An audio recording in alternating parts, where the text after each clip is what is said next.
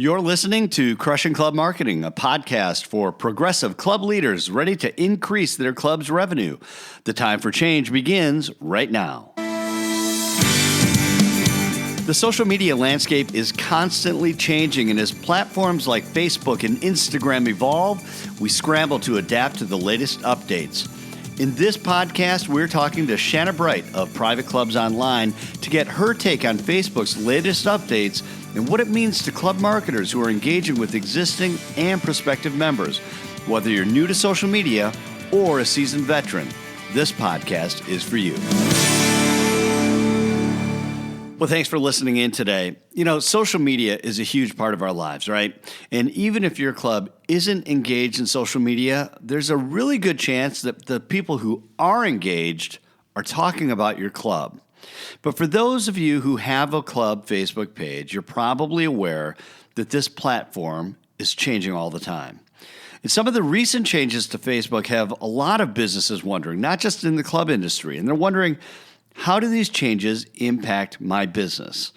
In a nutshell, if you're not familiar with what's going on, earlier this year, Facebook changed its algorithms to make it so that they could eliminate spammy content, ads, self-promotional stuff, things that are very clearly, posts that are very clearly messages that businesses are trying to just get out as forms of advertisements and not so much engaging, interesting content. So it includes a lot of stuff that businesses have become very familiar with posting, and including clubs. They've been putting this on their Facebook pages for years. So instead, what Facebook is doing, they're rewarding clubs, businesses that are posting content that's actually interesting to people. I mean, it sounds silly to say, but they're rewarding posts that drive a lot of engagement, rewarding posts that get shared, things like that. Content that people are clearly interested in. They're also saying, if you want to spam people, then buy Facebook ads. Or, in other words, pay to have people see that content. So to help us understand this mess and also give us tips on how to post your Facebook post going forward is Shanna Bright from Private Clubs Online. Shanna, thanks so much for being with us. Thank you so much, Ed. I'm glad to be here. Yeah, I've been looking forward to this conversation for some time. We met at CMAA in San Francisco earlier this year, right? Yes, that was back in March. What's been interesting in getting to know you and getting to know your work is learning more about Private Clubs Online. And I know you do quite a bit of speaking and seminars with your clients and working with your clients at their facilities as well. But for those who are not familiar with your work, what is Private Clubs Online? Tell us a little bit about your work and what you do and your areas of expertise. Sure. I created Private Clubs Online for private club professionals who truly want to connect, communicate, and engage with their members. I'm really trying to create a resource for private club professionals to learn how to effectively communicate with members in the way that members communicate today. So we have to go where they live. So it's been traditional in private clubs that the clubs will just, here's our communication, you come to us, you read the newsletter, you come to the website, you adjust your behavior to meet our needs as the club. But in today's world, we have to go where our members are. So a lot of that is online. So Private Clubs Online is really, a resource for clubs. I provide webinars. I, as you mentioned, do some speaking with CMAA chapters, with the PCMA, Professional Club Marketing Association, with ACCP, Association of Club Catering Professionals, and as you mentioned, private consultation. Thanks so much. It's really interesting. And what's I think one of the most interesting aspects is that you started working in social media at a time that it was really getting legs and really taking off. That 08, 09 time period. And we did some work in the travel, a tiny little bit in the travel sector, and they gravitated towards it fairly quickly because they saw that ability for people to share their experiences and things like that. And yet the club industry has been fairly slow to evolve in that area, it seems still. And yet, I mean, there are some clubs who have been very progressive that I'm sure you're working with. When you have conversations with clubs who are not actively engaged in even, let's just say, Facebook, what's the biggest fear? The biggest fear and the biggest complaint or concern is that we're a private club and we should remain private. So all of our information and lifestyle and, events and all of that should remain private because we're a private club. I understand the fear in the sense that we're trying to maintain exclusivity within our membership, Sure. and what happens in the club stays in the club kind of a thing. But at the same time, there's so much opportunity to share what is the club lifestyle and to kind of, loosen this mystique and myth about, the hoity-toityness a little bit of private clubs, that actually these are family friendly. It's an attainable, membership is attainable for people who maybe never thought that membership was attainable before. A lot of clubs are very community oriented and very involved in their community. They have stellar members who are super active in the community and contribute to, their neighborhoods and make their community a great place to live. So Right. There's a lot of really good things happening in private clubs that should be shared in the public space.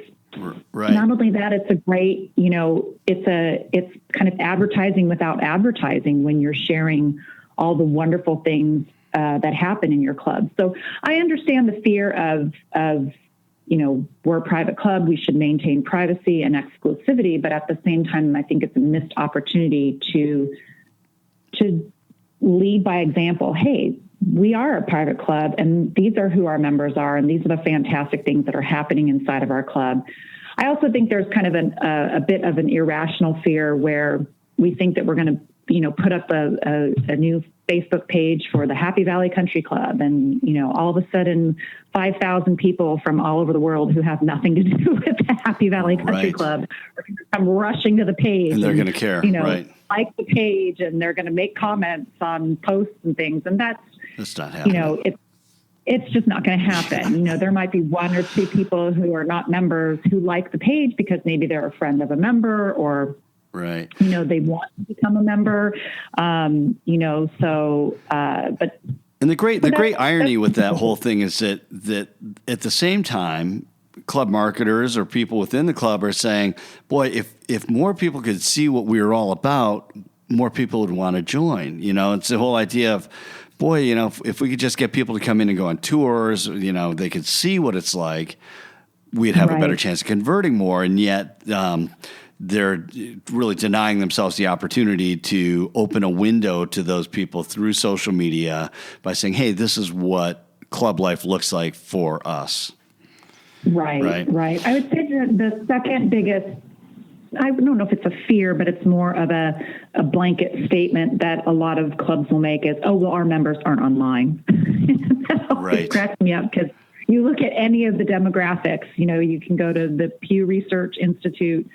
They have, the social media reports that they put out every year, and they do studies throughout the year on, demographics, education, income, all that kind of stuff. And, the amount of hours we spend online and what we do when we're online. And essentially there's no legitimate excuse for, our members aren't online. Right. They all are. Not the case. And especially the clubs who want to get younger, and that's like it's proclaimed that we want our membership to get younger because we're aging and yet that audience is definitely, not only are they online, they're expecting in many cases that the clubs are going to be online as well, where they can get more information and learn more about them. Absolutely. Yeah. So let's talk about. Well, and I think it's also, I was just going to say that, the grandparents, the 55 plus, 65 plus, have continually been the fastest growing demographic on social media. That's because they want to see pictures of the grandkids. They join Facebook. They want to see pictures of the family and grandkids and what have you, and stay connected. And that's really the attitude that clubs need to take. They need to take the attitude of the grandparents is, hey, we want to stay in contact with the people that matter most to us. So therefore, we need to adopt these new tools into our communication toolbox. Yeah, and they love them, and they become addicted to it too. So, and with that, so Facebook has made some changes recently that impact your clients. They impact our clients and clubs who are active users of social media. And with the latest updates that Facebook has made, some of these posts that were once seen by the followers of your club, for example, may not be seen anymore. What's the reason behind this? Well, at the beginning of the year, Facebook launched this Closer Together campaign. I think it was on the heels of the whole Cambridge Analytica thing. So they realized, oh, goodness, we've got a bit of a PR crisis, a bit of a user crisis, privacy, all that kind of fun stuff. And what is the real meaning of Facebook? Why did we create Facebook? And Mark Zuckerberg actually, created a long post that shared exactly what Facebook was meant to be in the origins of Facebook and what it's evolved to be and what his vision of Facebook is. And so I've pulled up just a couple of quotes or a few sentences from his initial statement on this Closer Together campaign of why they changed the algorithm, why they're focusing more on personal posts versus business posts. Mm-hmm. But it's all information that is super relevant for our clubs because certainly our members want to know what's happening at the club. They want to stay in touch with the club and they want to stay in touch with other members through the club's page. So some of the things that Zuckerberg commented on are things that clubs can actually capitalize on. So he was saying that Facebook was built to bring people closer together and build relationships. Mm-hmm. That's what we do in clubs. One of the ways we do this is by connecting people to meaningful posts from their friends and family in the news feed. Mm-hmm. Over the next months, we'll be making updates to rankings so that people have more opportunities to interact with the people that they care about. Mm-hmm. So he said, that they built Facebook to help people stay connected and bring us closer. Research shows that strengthening our relationships improves our well-being and happiness. Some other things that he said is that the public content you see will be held to the same standard. It should encourage meaningful interactions between people. And that's really the key, encouraging meaningful interactions between people. Right. Bringing people closer together, creating personal connections, and creating meaningful interactions between people. So that's really what Facebook is going for. The other comment was pages whose posts prompt conversations between friends will see less of an effect, less of the algorithm changes in terms of less visibility. So sparking conversation, creating meaningful interactions, that's what they're going for. That's the kind of content that Facebook holds more dear than, let's say, our event posts that we love to put out. Right. I was going to say, let's break that down though, because there's the words make sense. And I think that if you're listening to this podcast, you might be thinking about your own Facebook posts and saying, well, that's what we do. I mean, we're about, creating information that's hopefully going to bring people together. And we have that pool party coming up on, a week from Friday. And, that's information that's bringing people together. And yes, while that might be true, it's not necessarily engaging. So let's help people understand maybe a little bit more of what that means, because with the proliferation of I like to, whenever I speak, I like to refer to them as commercials, like update activities, things you need to attend, things like that. How is that different than a meaningful piece of information that people want to share?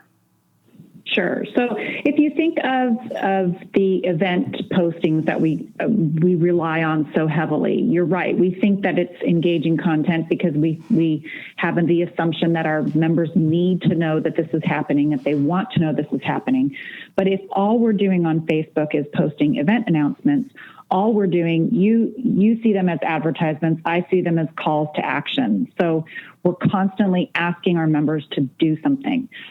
click this, RSVP, call, we're constantly requesting that they do something. And that kind of content, while it's engaging in the sense that we're asking them to do something, it's not,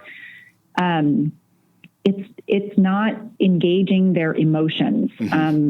People are moved by emotional things, not necessarily informational or time, date, place, location, that kind of thing.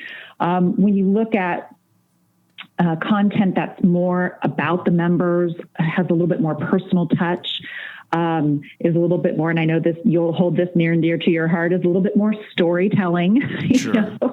A little bit more of how you would talk to your members if you were talking to them in person, what a member might share on their personal social media profile versus what a business would share. So, things like sharing content about members, whether it be member profiles or a member hit a hole in one, member won a tournament, a tennis tournament, or there's, the junior aquatics program is kicking off and a profile about the staff member who's running the aquatics program.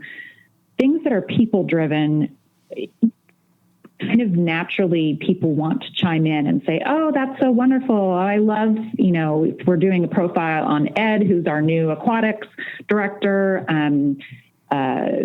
People, oh, I love Ed. I've met him. They're so great. I'm so looking forward to having my kids participate in the program. It prompts people to participate in a conversation. And that's kind of what Zuckerberg had talked about. What's pieces of content that are going to spark conversation? So an event post is not going to spark conversation. That's requiring somebody, does something. But when you talk about kind of the club lifestyle, what's happening in the club on a more personal level, that sparks conversation. So, there's tons of topics that we could certainly go over a list of topics that people can focus on. But if you think about all the stories and all of the, as we like to call them in Club Corp, magic moments that happen in a club during the day, right? Focus on that kind of stuff. That's the stuff that's going to prompt a conversation. It's so-and-so's birthday today. Wish them a happy birthday. So-and-so's, this is a picture from Mr. and Mrs. Smith's summer vacation in Alaska. Look at that fish that Mr. Smith caught. Isn't that amazing? Right. Or it's on their an anniversary, and on a Throwback Thursday, say featuring your members in a different way. So happy anniversary to the Johnsons.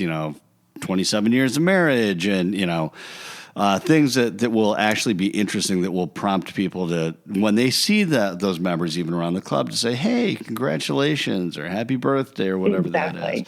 What I always find so interesting, Shanna, is that so for decades marketing was done the same way in this world, and we became so accustomed to how that works. It's ads that pay for programming content, whether that's radio, print, or television. And it was always done in that same way. So it's really, we talk about posting announcements and events and things like that. It's a version of that. It's that one way. I just want you to know something that's important to me. And it's like, I don't really care if it's important to you, but it's important to me that I tell you this, right? And social media from the very beginning has really been about trying to be interesting to other people. Why is it that when we're as people living in this world, we get it? Like when we see, club marketers who might be posting event content, we'll see on their own personal Facebook, one-way announcements, advertisements, things like that, and they'll go, ugh, that's just so stupid. Or, I equate the, hey, we're in Brussels this week, having a great time, that kind of thing. It's like, okay, well, that's good for you. That's great, but it's not really helping me as a consumer of your content. Why is it that we have a hard time creating that as marketers, yet as a consumer, we see it so clearly when it's just this one-sided communication, It's like we sit there and we think, we know we want to be engaging, but it's just so darn hard when we have to create that for our members or for our membership, right? Right. So Well, what's your trick? How do you do that? How do you help the people to see things from the other perspective? That's a very good question. It's a very deep question, but I think the ultimate thing is deep and philosophical. As we're getting very deep and philosophical today. So I think that as people are perusing social media and looking at content and in, you know, what's engaging to them or what catches their eye, if they can see themselves in that moment, whatever it is that you're sharing, they're a little bit more likely to attach themselves to it, right? Mm-hmm. So I'll give you an example. I don't know, probably a year ago or so, I think things in our, you know, lovely political climate were kind of crazy. Mm-hmm. They've been crazy for a while, but nonetheless, it was a particular, you know, big, I don't know, I think it was like the healthcare issue or something. And sure. So I posted something on Facebook that was, I just picked up a bunch of nice pictures of, you know, a puppy and a glass of wine and, you know, the mountain and a hot dude or whatever, and posted it on Facebook. And you know, I said, here's, you know, a nice little, a moment of nice pictures to look at, you know, just if you need an escape, here's some fun things to look at that are nicer than what's going on in our political climate right now. Right. And just the other day then, so a year later, I took one of those pictures. It's this somewhere out in nature.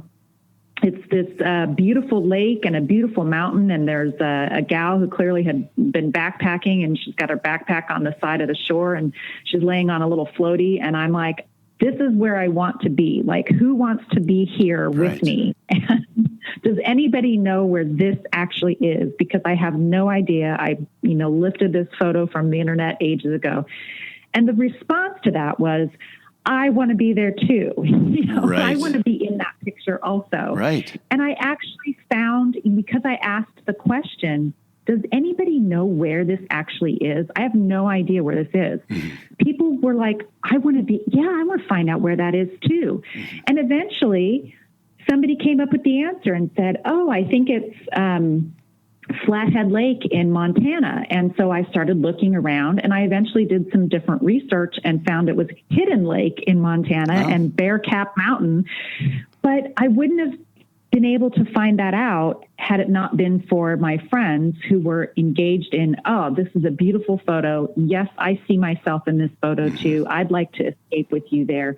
And I think it's that kind of, you know, that's a normal human interaction. Hey, I would love to go to this beautiful, picturesque spot in the world. Who wants to join me?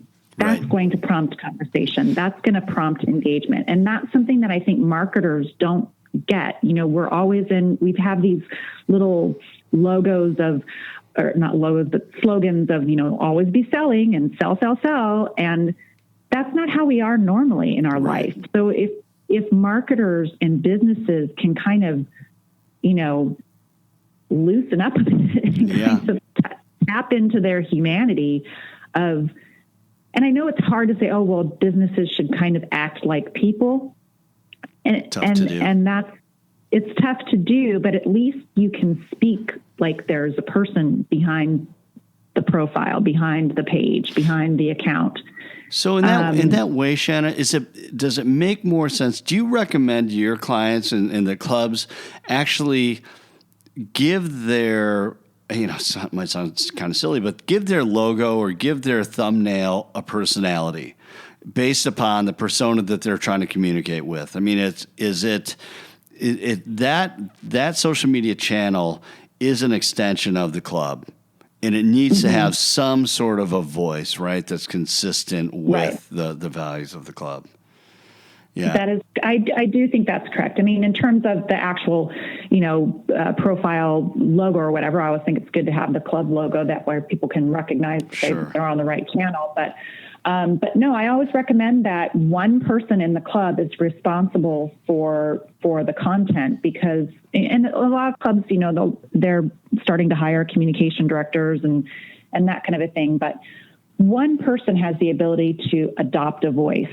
When you have multiple people contributing to different channels, and it's okay, for example, like if you have your private event team or your catering team that's managing Pinterest, because that's where there's a lot of wedding business and that kind of thing. Sure. If that team wants to manage that channel because they have the appropriate voice for that channel, go for it. Right. But with the general content that you're trying to interact with your members on a regular and daily basis, what does that sound like? Is it, and what are your club values? Is it very, traditional and a little bit more formal? Is it family friendly and casual? Mm-hmm. How would you normally talk to your members within the club? That's probably how you should talk to them on your social media channels. But that overall tone and voice and personality of the club is best represented and best implemented through one person. Yeah.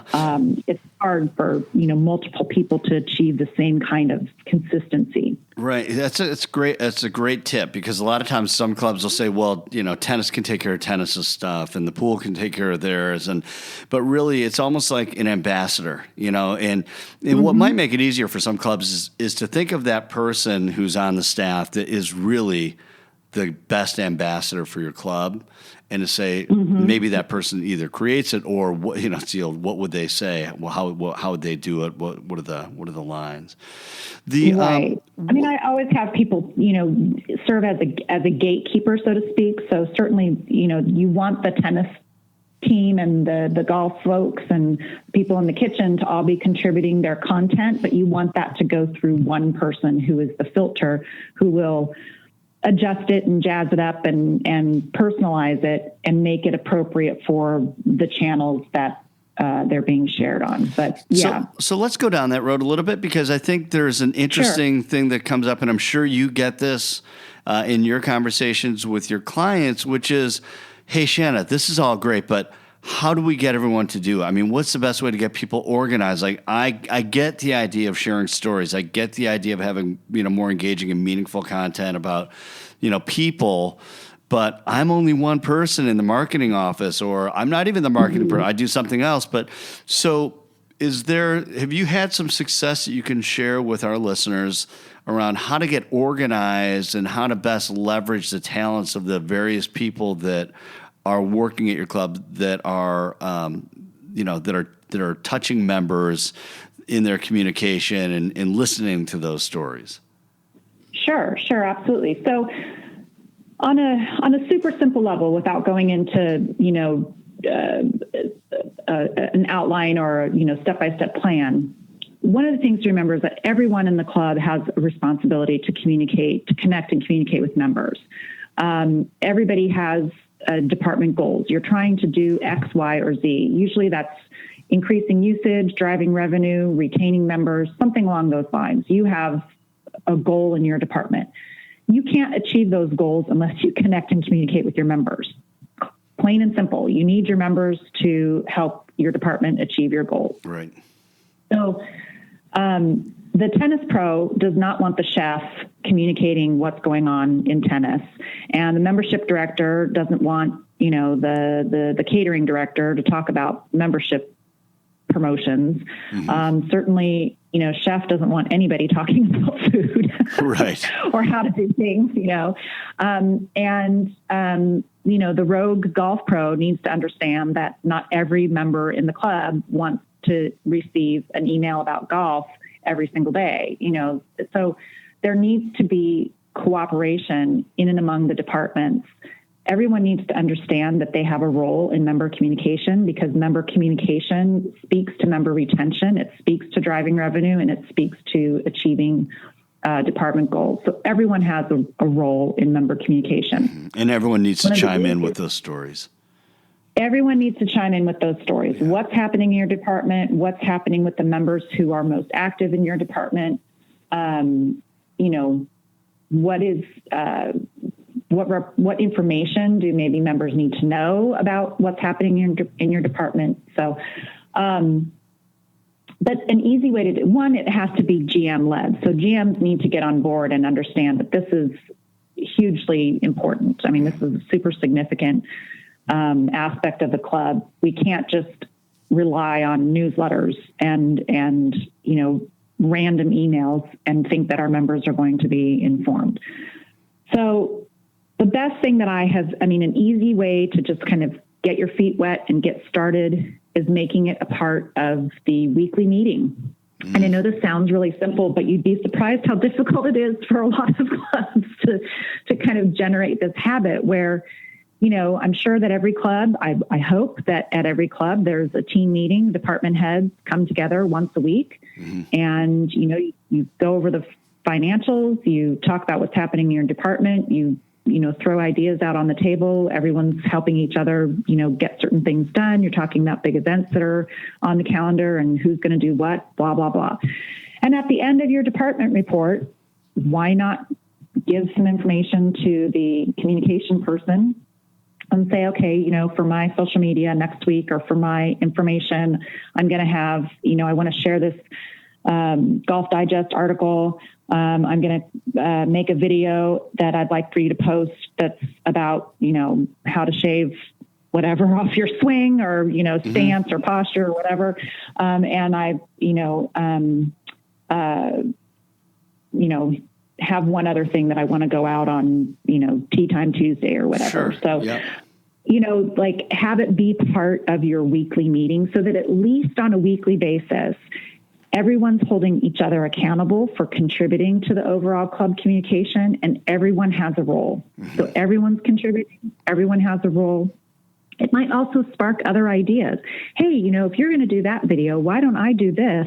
And then we can add it and make it this blah, blah, blah, and then have it be a wonderful, thing for the blog or the newsletter or, the weekly email that goes out. And so often when people hear those stories from other people, it inspires them. They go, oh, yeah. Now that you mentioned that, I remember that whatever, so-and-so was doing this or whatever. So that kind of brainstorming even and sharing of ideas can be really helpful for generating even more topics. So in general, back to the Facebook changes. So what I think that I'm hearing, and hopefully our listeners are hearing, is that the content needs to be more than about events. And I think that you've probably always said that. And I know that's just really a common belief for people who have been engaged with social media from the very beginning and really understand its true intent.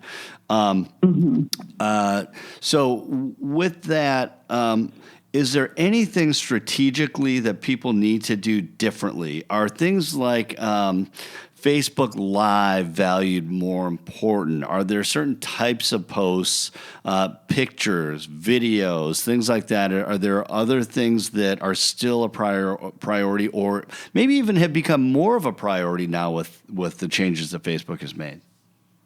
Right. So video is definitely still very highly valued. It's also more engaging than any other form of content that you can put out there. I mean, if you think about a Facebook post and you think about just typing words and leaving it at that, how much engagement are you really going to get on that post? What is there to catch people's eye? Not much. Right. So yeah, exactly. Don't expect too much to happen there. Yeah. If you put a nice picture with it, that's going to catch people's eye and maybe some people will like it. But if you also think about what clubs do, they tend to put flyers, they post flyers as photos. Facebook sees those as advertisements. Right. Facebook is smart enough to be able to see the difference between a flyer and a photo and will not really give much attention to a flyer. So if you're putting a nice photo that doesn't have graphics on it and no writing on it, that's a little bit more higher valued than some, flyer with all the dates and times and, join us, really RSVP or whatever, Yeah. Big barbecue blowout, whatever. So, and then, video is definitely still highly valued and it's really kind of almost the preferred form of consuming content. I mean, you think about how much video we consume. If you look at some of the statistics, again, I always love to refer to Pew Research Institute because they just do tons of studies. But, our attention spans have become so short, 1 second shorter than a goldfish. Very true. We video captures our attention. I mean, you even look at, the GIF, it's GIF, right? I always get confused. Yeah, right. Right before I say it, I would go, oh man, is it GIF or GIF? Yeah, I know. Yeah. But Don't even beat if you yourself look up. at Yeah. that, Right.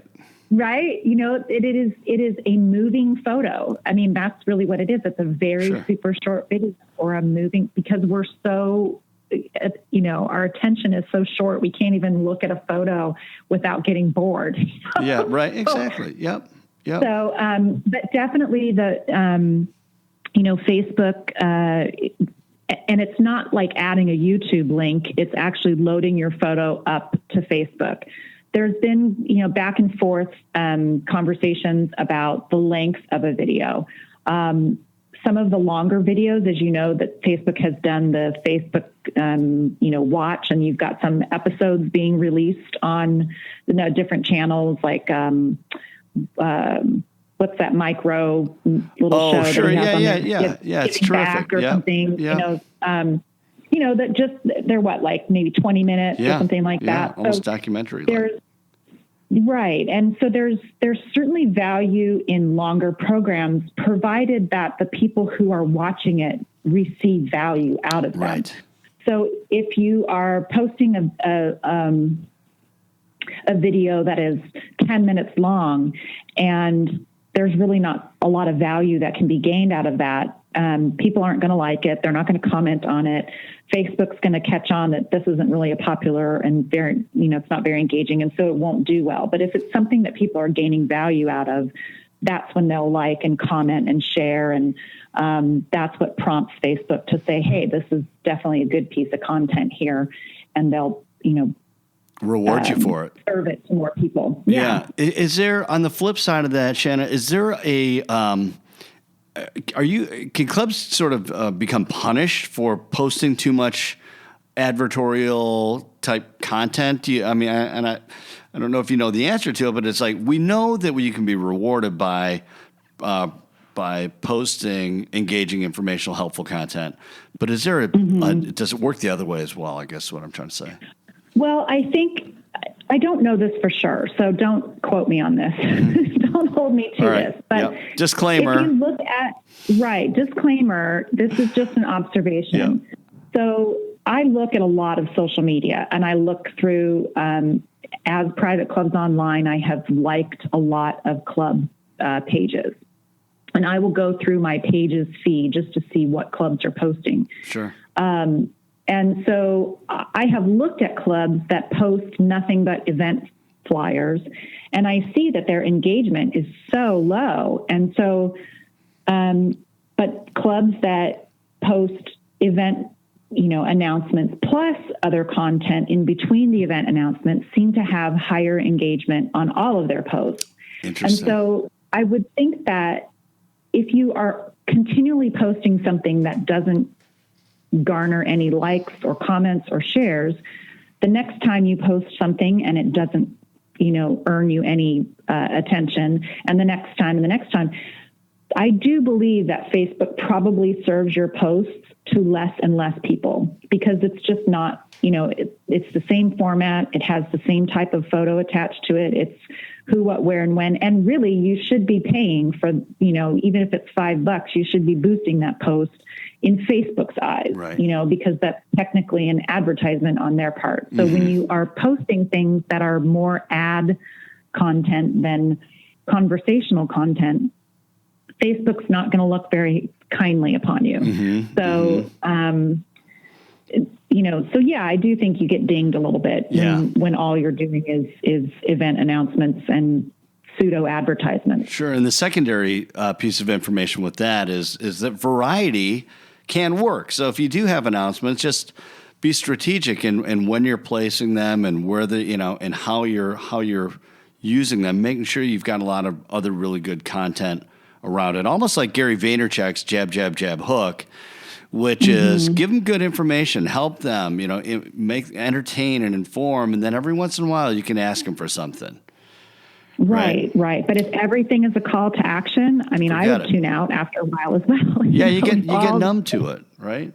Yes, absolutely. We're constantly bombarded with advertisements in our life everywhere, right? And so why do we need that from our club? We want something that's more just a place that we want to go to, where we actually physically go to the page versus waiting for content to show up in our news feed, where we actually go to the page to see, hey, what's happening at my club, wanting to stay in contact with the club versus waiting for things to show up in the news feed. What do you see in your crystal ball when you think about Facebook and social media over the next several years, how it's going to evolve? And it just seems like, 10 years ago or so, everyone's thinking that Facebook could never monetize what they do, and now they are, and they've come up with some, hey, if you're not creative enough to come up with an engaging post, you can always buy people's attention, right? But where do you think it's going to go? Like, what's your prediction for social media in general for as a platform, and maybe in how it would apply to club marketers? Well, I think it's hard to look 5 years or 10. I mean, you think about how 10 far years Facebook is an eternity. has come, right? It's an eternity. I mean, you look 10 years ago and we didn't even have Facebook pages. So we were using, I remember, in Vietnam, we were using, we were like Facebook profiles as I worked at the press club in Hanoi. So, the press club was like a person. That was the only way we could seem to get it together. And then groups were added, Yeah. I think that Facebook is going to go through some growing pains in the next couple of years, because I think that people are concerned about their own privacy. So this probably isn't like the most positive thing for marketing on Facebook. Woohoo! Right. But with the whole Cambridge Analytica thing, and then, a lot of people have been deleting their Facebook profiles. I think there's still plenty of an ample opportunity to share valuable content, as you said, that informs, surprises, delights, and just engages our members and keeps the conversation going on Facebook as much as possible. But I think that in the next couple of years, just based on what I'm seeing on different articles and kind of what Zuckerberg is doing, I think it's going to go through some growing pains. Well, Shanna, thanks so much for sharing your time and your wisdom and your all the resources and help with our listeners and with me. Where can people find out more about private clubs online? Well, thank you, Ed. I just want to say, too, I would love to, in any format, if people want to find private clubs online on Facebook, on Instagram, on Twitter, I'd be more than happy to carry on the conversation. LinkedIn is also a great place to connect with me personally, Shanna Bright. But privateclubsonline.com is a great place to start, of course. On the website, you'll find webinar invitations and blog posts and can learn more about private clubs online. But certainly, I'm certainly active on social media. So you can find me personally. Most of my handles are Shanna Bright or Private Clubs Online. So, awesome. But I'm more than happy to carry on the conversation with folks, and certainly I hope to see some people in webinars in the future. So I send out a weekly Tuesday tips email that's short, sweet, and to the point. It's just kind of helpful content to help people navigate not only the social media space, but also email and member communication strategies, as well as member retention and events and event ideas and that kind of fun stuff. And then I send out a monthly newsletter. Awesome. Also chock full with helpful information to just navigate what's going on in the communication space. Awesome. So thanks again so much. And if you're listening and you're interested in connecting with Shanna, I highly recommend it. She's got so much great information. So Shanna, thanks again. And thanks to you for listening. If your club was to have an emergency situation or a crisis on your property, are you prepared to manage the online communication around this unforeseen event? Next week, we're going to get into a conversation about crisis communication and how to prepare for the unexpected. We'll hear from a nationally recognized expert in this field with tips and suggestions for managing these situations. And until then, keep crushing your club marketing.